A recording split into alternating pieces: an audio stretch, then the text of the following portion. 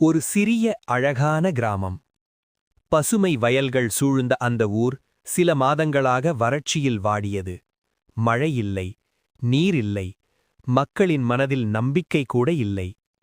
அந்த கிராமத்தில் ராமு என்ற விவசாயி இருந்தான்.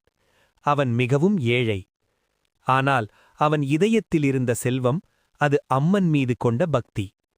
தினமும் காலையில் அவன் கிராமத்து மாரியம்மன் கோயிலுக்குச் சென்று ஒரு சிறிய தீபம் ஏற்றி, அம்மா, எங்களை காப்பாற்று என்று கண்ணீருடன் வேண்டுவான்.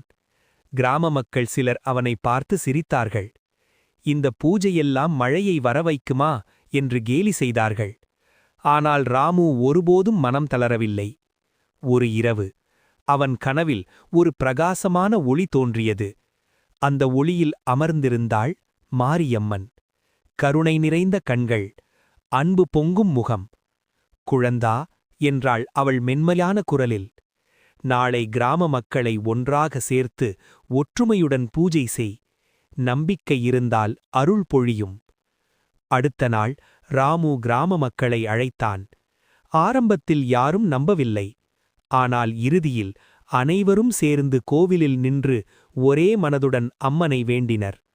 அந்த மாலை வானம் கருமேகமாக மாறியது. இடிமுழக்கம், மின்னல் பிரகாசம், பின்னர் மழை. மக்கள் மகிழ்ச்சியில் கண்ணீர் விட்டனர். வயல்கள் உயிர் பெற்றன. கிராமம் மீண்டும் பசுமை பூத்தது. அப்போது ஒரு மூதாட்டி மெதுவாக சொன்னாள், அம்மன் எப்போதும் நம்மை சோதிப்பாள், ஆனால் நம்பிக்கை வைத்தவர்களை ஒருபோதும் கைவிடமாட்டாள்.